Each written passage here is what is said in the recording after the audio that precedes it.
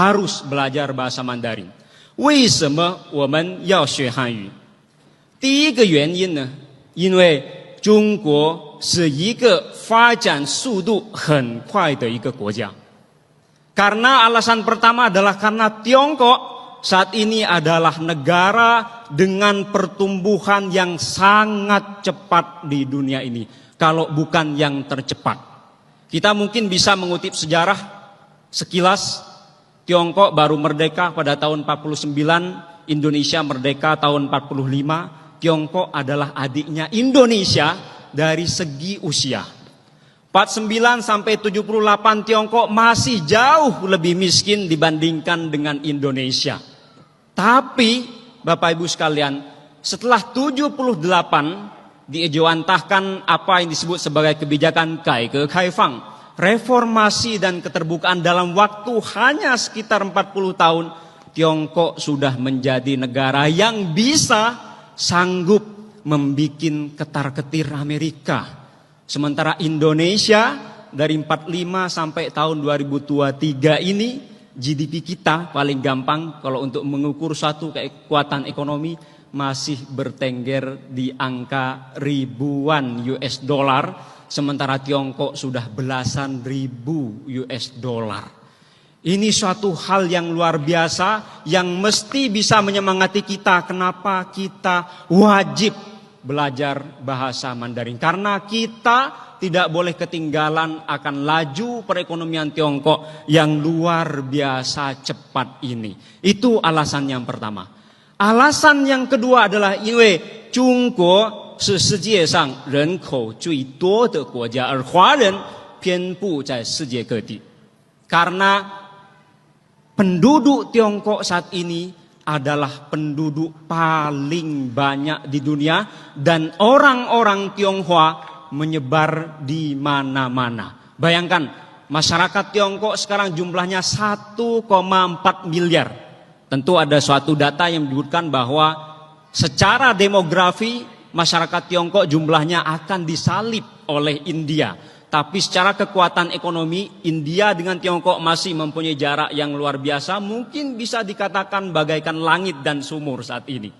Dan orang-orang Tionghoa menyebar di mana-mana. Bayangkan Bapak Ibu sekalian, kalau kita bisa berbicara dengan bahasa Mandarin, kita sudah bisa berbicara dengan 1,4 miliar orang yang ada di dunia ini. Ditambah dengan orang-orang Tionghoa yang berada di mana-mana. Ini adalah suatu hal yang luar biasa yang menurut saya tidak bisa kita lewatkan. 第三个原因，因为说实话，尤其是在印尼，反华市场还是非常非常非常大。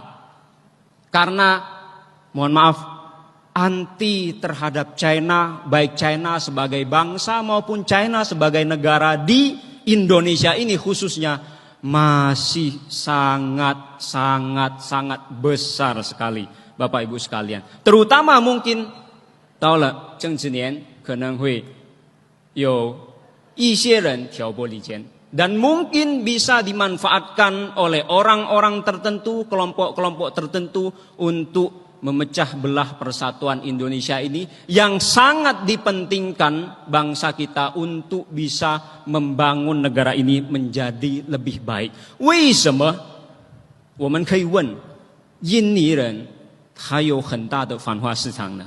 Kita mungkin bisa bertanya, kenapa di Indonesia ini masih besar sekali pasar anti terhadap China, baik China sebagai negara maupun China sebagai bangsa. Izinkan saya untuk mengutip satu pepatah bahasa Arab, Bapak Ibu sekalian. Ada satu pepatah bahasa Arab yang mengatakan, Man arafa lugata qaumin salama min makrihim. Siapa yang bisa memahami bahasa suatu kaum, bahasa suatu bangsa, maka dia akan selamat dari tipu daya. Mungkin anti China di Indonesia ini masih disebabkan karena kita belum bisa mengenal Tiongkok dan Tionghoa dengan lebih baik karena kita belum bisa menguasai bahasanya. Sehingga saya rasa Konfusius punya satu perkataan yang sangat bagus di dalam kitabnya yang namanya Lun Yu. Konfusius bilang begini, Yi wen hui you, yi you fu ren. Kita ini mesti menggunakan bahasa, kita ini mesti menggunakan budaya untuk bisa mengenal satu sama lain, untuk bisa bersilaturahmi, untuk bisa menjalin persahabatan. Dan dengan menjalin persahabatan, kita akan bisa mencintai satu sama lain. Maka betul juga apa yang dikatakan dalam pepatah Indonesia, kita tak kenal maka tidak akan sayang. Dan untuk bisa saling mengenal, untuk bisa saling memahami, 语言是一个非常重要的一个门.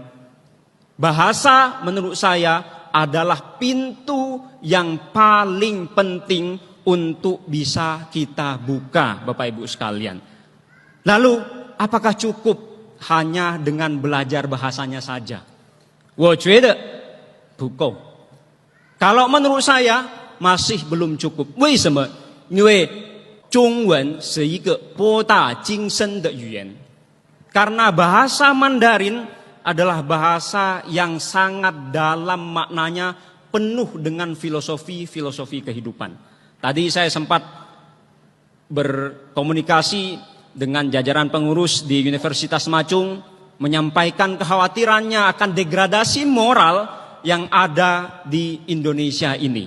Banyak sekali mungkin orang-orang pintar, tapi belum tentu punya moral. Dan dalam ajaran Tiongkok klasik, dengan belajar bahasa Mandarin, ajaran Tiongkok klasik sangat menekankan pentingnya moral. Bagaimana yang muda harus hormat kepada yang tua, bagaimana murid harus hormat kepada guru, bagaimana rakyat harus hormat kepada pemimpin, bagaimana pemimpin harus mengayomi rakyatnya. Itu diajarkan dengan sangat detail sekali dalam filosofi, khususnya filosofi Tiongkok klasik.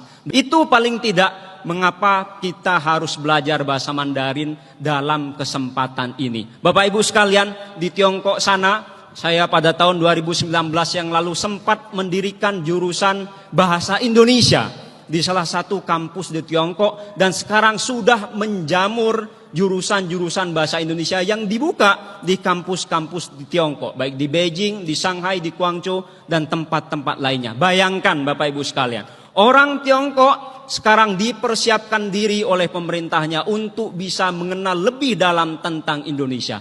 Masa kita sebagai negara yang hanya berbatasan lautan dengan Tiongkok tidak mau belajar bahasanya, di mana Tiongkok sedang maju pesatnya? Mungkin kalau kita tidak mau ini, jangan salahkan kalau nanti misalnya makin banyak investor yang datang ke Indonesia dari Tiongkok, malah bukan orang Indonesia yang dipakai, tapi orang-orang Tiongkok yang sudah bisa memahami bahasa Indonesia, mungkin sama dengan orang kita. Itu yang menurut saya barangkali layak untuk direnungkan, barangkali layak untuk digalakkan pembelajaran bahasa, budaya, dan syukur-syukur apapun yang terkait dengan Tiongkok di Macung Tasyu ini.